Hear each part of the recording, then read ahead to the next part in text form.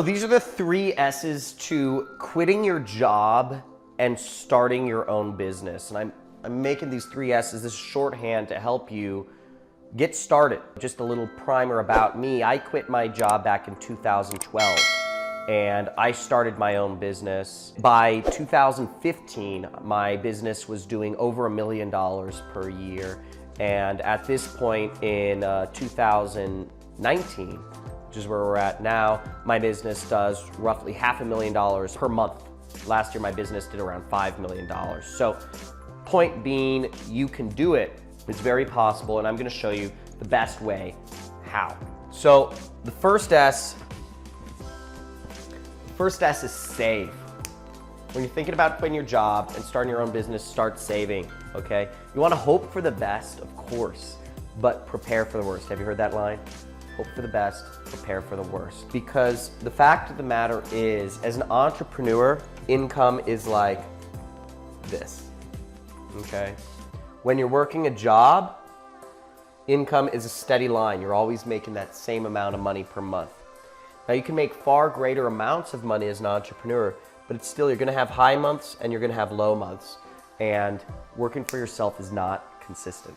Now what I did when I started thinking about quitting my job, what happened was I went to ask my boss for a raise. It was June 2012. I had added an extra $100,000 a month in profitability to my boss's company. I was working directly under my boss at an ad agency, and I believed, okay, I added an extra $100,000 in profitability per month. It's probably a good time to ask for a raise or some sort of incentive plan or bonus plan or equity plan or something, right? I asked for that raise, and I remember, I justified everything. I laid everything out for him. I had spreadsheets. I had everything to justify my value to the company. And I remember him saying, his retort was, "For what?" He just stared at me. And I was quiet, but I can tell you, I wanted to reach across the desk, freaking strangle that old man. It was so annoying. I'd added so much value. It was very annoying. And that's when I decided I need to start saving. So live frugally as possible and save as much money. The second S is strategize.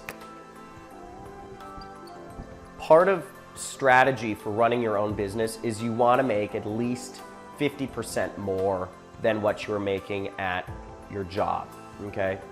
Because once again, entrepreneurship has highs and lows, and the tides can shift the amount of money you're making. I've gone from, in my business, making 6 figures, hundreds of thousands of dollars per month, to losing money in a single month. That's the difference a single month has made in my business, just because of changing business situations. So things can change very dramatically. Or if you're doing a business where you're very reliant on one client or one marketing strategy or one sales strategy or certain government law, things can change very quickly. So you want to strategize, and my rule of thumb is 1.5 times whatever you're making. If you're making $5,000 a month, you want to be making at least $7,500 a month on your own before you quit your job. If you are making $10,000 a month, you want to be making at least $15,000 a month on your own, because again, things are not as consistent. And if you couple that with saving, that's a really good situation to really allow yourself to be running your own business for the long term. Because what isn't a good situation is quitting your job. Something happens in your first couple months as an entrepreneur and you lose some of your income, and then having to go back to work 3 months later. And it happens all the time. It's because people didn't save, it's because people didn't strategize. So keep that in mind. When I was working my job, what I did was I was making $6,000 a month at my job. I didn't quit until I was making $10,000 a month on the side. Does that make sense? So outside of my job, outside of my 9-to-5 job, I was making $10,000 a month income, working mornings and nights basically. The way I did that was I was running an ad agency at the time, my own, I was freelancing. I was working at an ad agency and I was freelancing and managing Google AdWords accounts.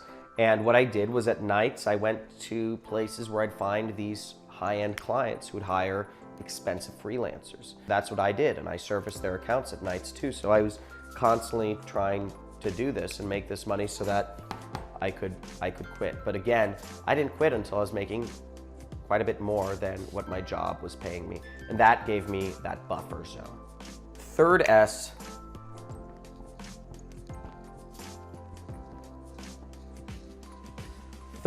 stands for start. And this is probably the most important thing. Is what's funny is after I decided I was gonna quit my job, I actually decided that month, June 2012, after I had that horrible conversation with my boss where he said, "Or what?" I had decided that I'm gonna quit. Now, what's funny is there's so much paralysis. I was so scared to quit my job because I knew, in the back of my mind, and everybody wants you to work a job, right? And your friends, your family, you have coworkers. It's a big deal when you quit a job. There's a lot of things that go with it. And for months, I just let the decision linger. I was scared to actually do anything about it. But what you've got to do, it didn't change until I actually went to this Tony Robbins event called Unleash the Power Within. And this was in August, so a couple months later. And he does this thing called the Dickens process where he has you imagine what your life is going to be like. And you can do this right now, is imagine what your life is going to be like if you don't quit your job a year from now.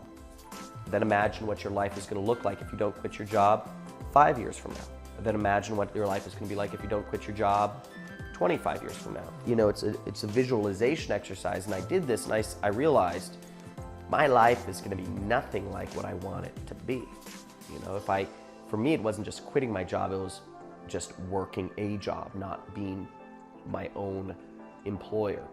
And I realized I just needed to do it, and I could delay this decision. I could delay it for months, I could delay it for years. And it's very easy to delay quitting your job, but you got to do it at some time. And the thing was, just start. You figure stuff out, but you just have to start at some point. That's the hardest decision to make. But once I started, things fell into place. What's funny is after I quit my job, I went from making $6,000 a month in my job to after I quit, I was making $30,000 a month, working for myself. And I was 23 at the time. So once you really do it, things can fall in place. Just a little encouragement from me to you is if you're going at it from a good place, do it. You have to make that decision. You have to start somewhere.